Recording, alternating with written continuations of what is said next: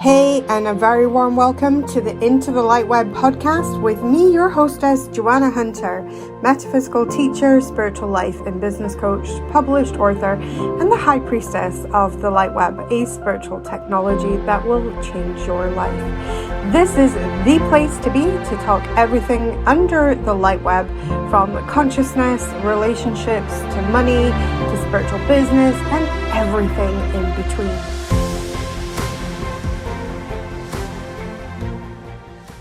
Hi, it's Joanna Hunter here from joannahunter.com, and you are listening to the Into the LightWeb podcast. And I'm here with another guest for our $1 Million Lab series, and I'm joined by Katerina Sukhenko. I hope I said your surname right. Hi, Kate. Come and introduce yourself. Tell people what it is that you do in the world. Hey, Joanna, thank you so much for inviting me. I'm really glad to be here. So my name is Kate. I'm a Chief Business Development Officer and co-founder of Postoplan. So Postoplan is an artificial intelligence system for marketing automation on social media and messengers.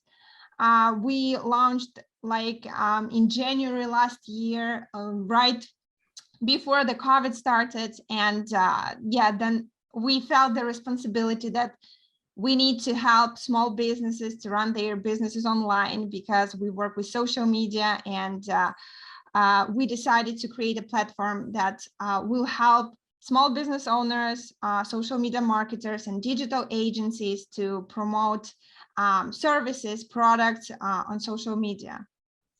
Oh, I love that. I love that. So is your service like an automation, like helps you to automate all that and things like that, and schedule so that you don't have it to be like married to your social media?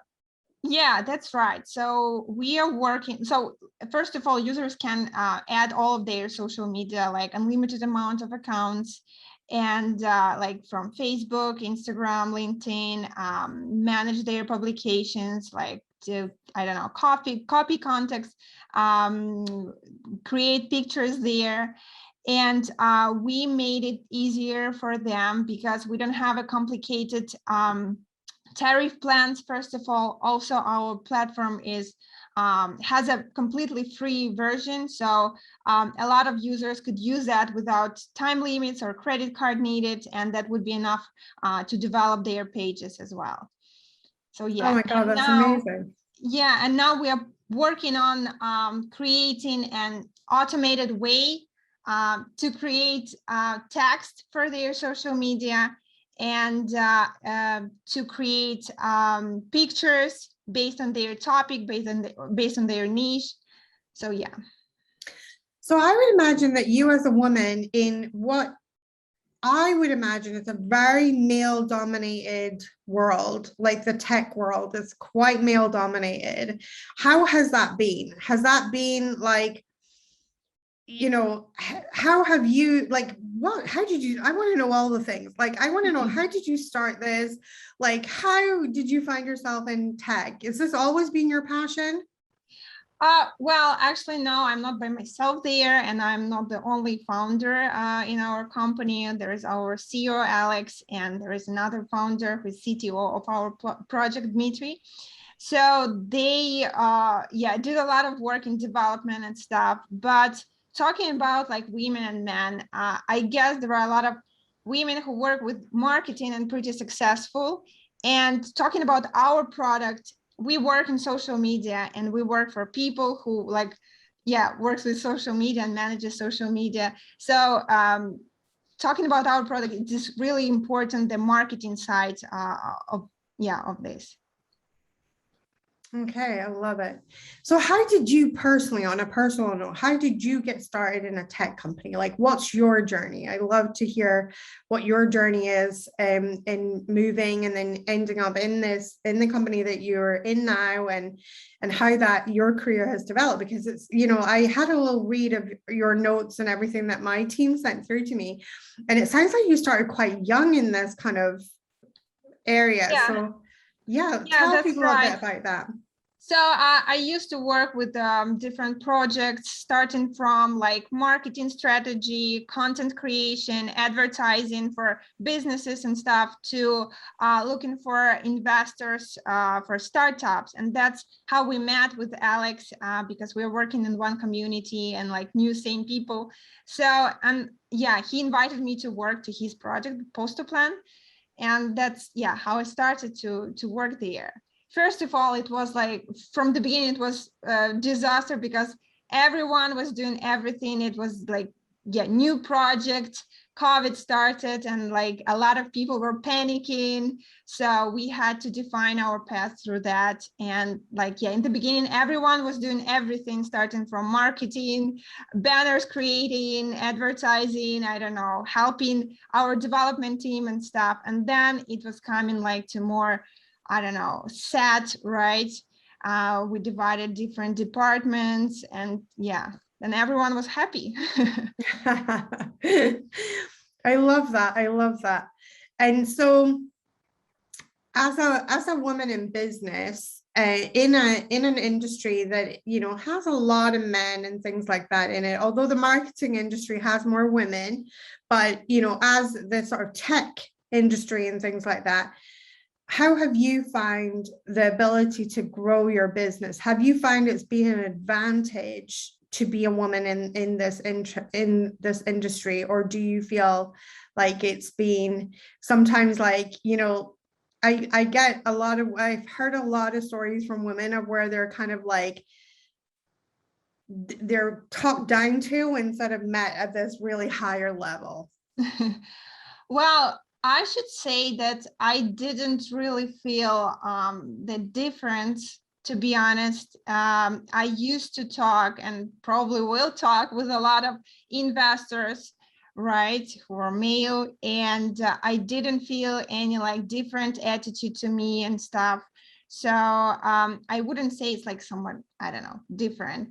Talking about our development team, which are almost all of them are men, right? Mm-hmm. But also there are few girls that work in that department, and that is nice. Actually, yeah, I'm happy to admit that. So yeah, I don't think there are any problems with that. Okay, awesome. That's good. No, that's nice to hear, because quite often a lot of, you know, women who start in male dominated environments, they have to kind of carve their own pathway through that. So you've only been going since January, and your company has already reached $1 million in revenue. Where do you see the you know, as the co-founder of Postal Plan, how do you see your future? Like, how do you see your company's future growing from strength to strength? Well, we are already in top 30 in our niche, according to different resources like G2 and Capterra, and recognized as the best like marketing tool for businesses, or the best automation marketing tool. And we are working hard on, like, we were working hard on to be there. And currently we are working on innovations to be like more different from our competitors, first of all, which will include artificial intelligence. And that's how people see us. That's why they like us, because they have all the needed tools for them, for their businesses and stuff. And also we put a lot of efforts on like listening to our users. So it's really important to check their feedbacks. To our support team works really hard to analyze their messages, requests, and stuff. So our goal is to be in top 10 in our niche, social media management software. I love that. And it sounds as well like community is like a really big part of what you do to grow in your business. You know, like that sounds like, you know, like when COVID hit, it sounded like, okay, it's a good idea to do this Postal Plan, and it's a good idea. And then COVID hits, and then you're like, you know what? This could make the difference between a business going under or a business being able to make it through this pandemic that we're all going through, right? So it sounds like, you know, that became like more mission in your business, that this idea that, you could make this difference? Yeah, so like it's what defines successful startups. It's like one of the most important factor is like perfect timing, and that was probably what for us, right? It was for us because we started right before COVID, and then a lot of people had to work from home, and then a lot of people had to learn new professions like social media managers or like story maker and stuff. So they would also need a platform like that. Also, a lot of businesses had to shift to social media, to digital marketing, online promotion and stuff. So they would also need a tool like ours, and we felt that we could support them and help. And yeah, so now we are also working on educating our users in terms of like social media promotion and creating a poster plan academy and stuff, because we often get messages like, I created my page and I don't know like what to write about, or like, do you have this automated post, right, for my niche, or how can I create it on your platform? So that's really cool. I love that. I love that. And how much has mindset featured? Because I can imagine it would have been pretty scary. You've got a brand new project sitting on the table. It's January. We're all like, woohoo, let's do this. And by March, we're all going, what? We're going to be locked down. There's like a complete new way of living. Like everything is changing. The whole world is changing. And we're like, what? Like, how did you navigate that? Because obviously at first we're not like looking at the woohoo, this is an advantage, this is our perfect moment. Like I think everyone had a moment of like, wow, okay, how do we roll with this? Well, so what I have to say is that our team is completely remote. We have more than 50 people, I guess 52 now, and all of them work from like 20 different countries remote. So that is not a problem for us. And I guess it wasn't in the beginning, because from the beginning, we had a team from different countries like Indonesia, Russia, Ukraine and stuff. I don't know, Mexico. So, yeah. Amazing. And so in pivoting with your, in pivoting with the message and everything like that, where do you see mindset featuring in your business, if it features in your business at all, or do you believe that it's an important aspect? So what do you mean like mindset? We are working a lot on focusing in our in our work, in our tasks, right? Because focus is the most important for us, and like focusing on our users or focusing on analytics and especially this feature and stuff. So yeah, and the result is the most important. So not the process of work, but the result. So probably it's the main what we have in our company. And also we have a like poster plan Wikipedia, where not users, but our co-workers, when they just join the company or during their work, can go and read about the values of the company, like how we started. Even if they joined like a year later, they could read like how we started, where we are going, like what are the values about this result, about like problem solving and stuff. So focus is the most important for us. Okay, I love that. And do you, when making decisions, or, are you the main decision maker or one of the main decision makers within the company? No, actually not me. I'm responsible for marketing, for communicating with foreign partners, and yeah, but our CEO is responsible more for marketing as well. And yeah, so we work together as a team. Okay. So do you believe that intuition has a place in business, or is that something that you're not, that you don't use in your business? Because we talk a lot in our $1 Million Experiment with, the importance of intuition within the experiment. But what we want to hear from on the podcast is, we want to hear lots of people's different ideas and views on if intuition is important in their business or not, right? Like some people, they say it's really important. Some people are like, no, it's never touch this stuff. So how do you rate intuition? Is that something that's important when you're hiring people, or maybe bringing more people into the team, or being intuitive in your marketing, things like that? Yeah, so I would say that making decisions just based on cold analysis is like impossible, right? I don't know, especially for me. So usually you would make decisions based on your previous experience, right? And intuitions. So you analyze that if you want or not, but anyway, you do that. And I think, yeah, intuition takes part in making decisions, of course. But I think more here is about your life experience, right? What you've seen before, and then you can make like a conclusion and stuff. I love that. What do you think has been important steps in growing $1 million business? And you're obviously, the eyes on the prize of this endeavor that you're in is to grow a multi-million-dollar business. So what do you think have been important aspects to that growth that you've made?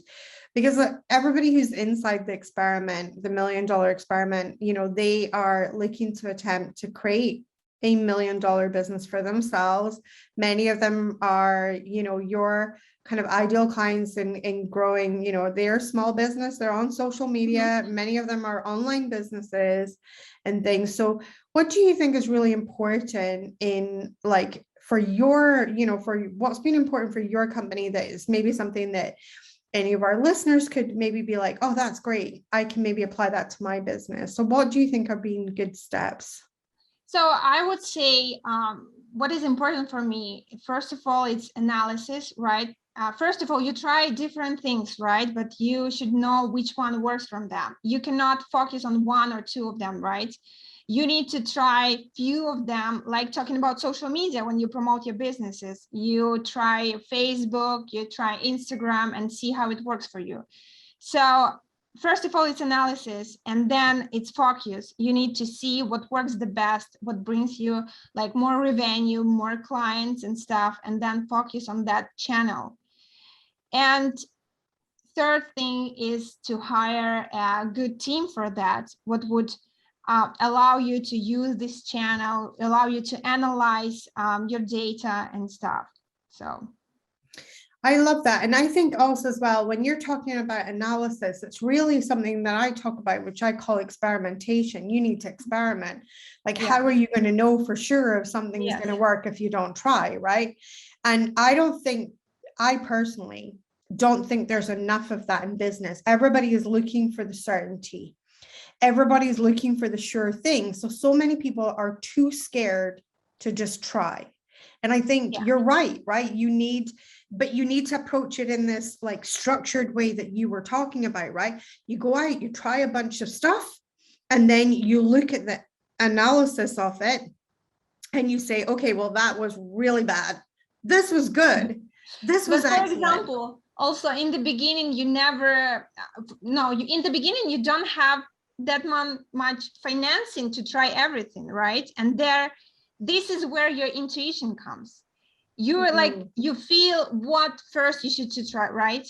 So yeah, that's exactly what I love that. About. I love that. And and that's a great point, to rely on your intuition, like really go with what you feel, because you're more likely to be pulled in the right direction if you really go with what you feel.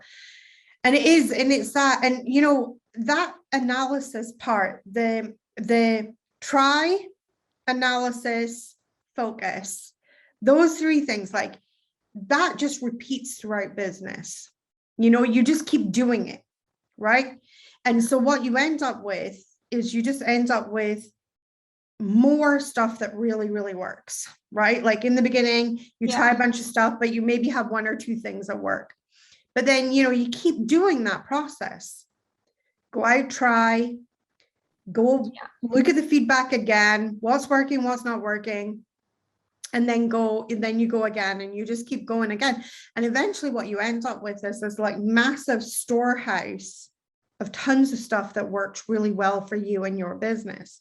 And it's individual. This is something else. I think, you know, that, and this is one of the things that I tell the entrepreneurs that I work with and I teach, is it's so important that you got to be willing to experiment. You know, you've got to be willing to experiment, because but you've also got to be willing to look at the data that comes back from that experiment, that comes back. And is this working? Is this not working? You know, does this help me? Does this not help me? How is it going forward? So I love that you have taken this approach to business going forward. So what is you're looking at, so tell us a little bit more about this AI piece, because this sounds really, really interesting in your company, to use artificial intelligence. For anyone that's sitting there going, what is AI? Artificial intelligence. So it sounds like your system has the ability to learn. Yeah, so that's right. We're gonna issue it in like September, October. So it's gonna be really cool, because we will create the ability for small business owners to create content for their pages, and not just like copy paste content from, I don't know, like on Google search, right? It will be able to analyze your competitors and learn like what they were talking about, to define the most like hot topics in your niche, and create content which will be like high quality content with no mistakes. And it will make sure that it doesn't repeat your competitors' content. So, which is really important, to be unique, right? For your page, for your niche, maybe not your niche, but yeah, for your business and stuff. I love that. That's it will learn previous experiences probably. What other tips do you have for a small business to kind of grow their business? Like, other than, obviously, let's just say being on social media, that's the first one, right? But what do you feel has been important things in helping your clients that are using your platform to grow their businesses? What have been important things, do you feel? So as I said, I feel like analyzing means a lot, and statistics, right? Choosing, like, focus what we are doing in our company, seeing what works best, and hiring right people, as I said also before, because we actually have a very warm atmosphere in our company, even though we are working online through Slack, right? But everyone feels that we have a nice habit to have little reports on Fridays.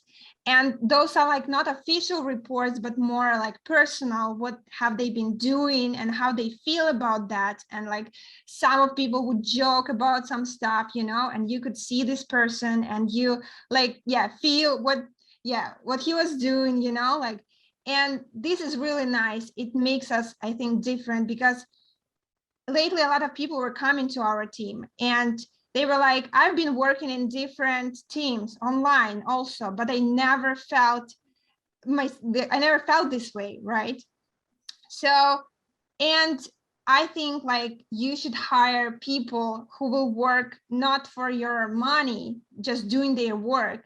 You should hire people who knows your values and will fight together with you for your values, right? For your business, and like developing that, not just because of money, but because of the idea. Because you have to make things different a bit. You have to be different from your competitors. It could be something small, but you could put so much value in this, right? And it will just blow up. So that's what I think. I love that. So really what I'm really hearing is like creating a beautiful company culture, you know, like one where it feels like you're part of something that's bigger than yourself.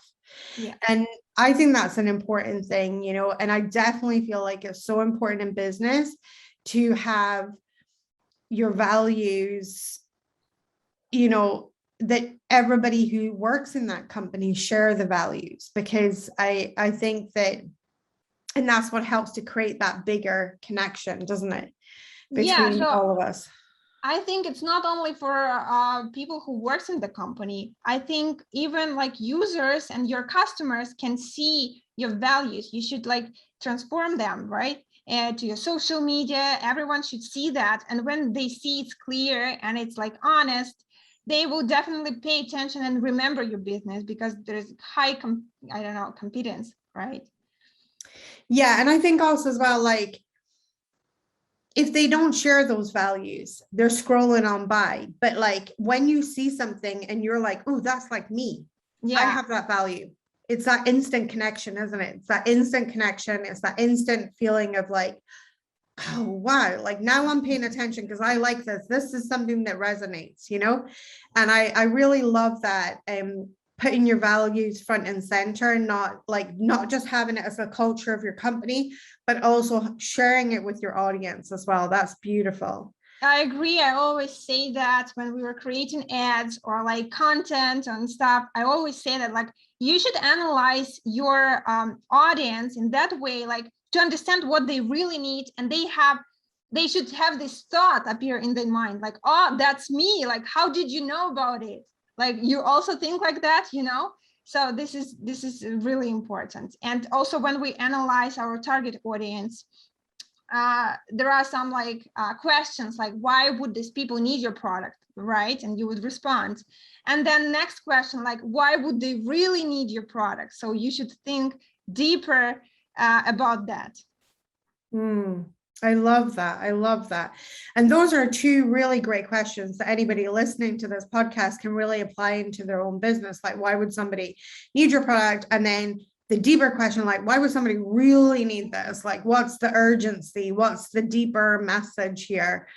And it's so true. And I think sometimes what happens is that when we ask these deep questions, because as a creator and a creative that, you know, runs our business, it's very easy just to be like, well, this is what we do, right? Instead of actually looking at it from a client's perspective of like how someone else is looking at your business, or like, why would I even need this? Why do I need that? And Or then why when would you I choose understand that, you? yeah, Right? Or why would I choose you? Why would I choose this page, this business? Why wouldn't I go to different one? So what is catchy here? So yeah, and it's like creating that connection. I love that. Oh my goodness. So thank you so much, Kate, for coming on the podcast. Tell people where they can find you on the internet. Tell them where they can get you. Where can they find you on the internet? You know, how can they do you have a personal page, or do you have just your business page? Tell them where they can get you. So first of all, thank you, Joanna, for a nice conversation. I really enjoyed that. And second, it would be glad if you could join my LinkedIn page, because I post some news about Post to Plan there. So you could easily find me, just type Kate Sukhenko or Post to Plan. I think it's really easy to find us on all the social media as well. So Brilliant. one more time, I want to point that we have an amazing support team, and they would respond to your messages within 1 hour. So you can ask all the questions that you want to. I love that.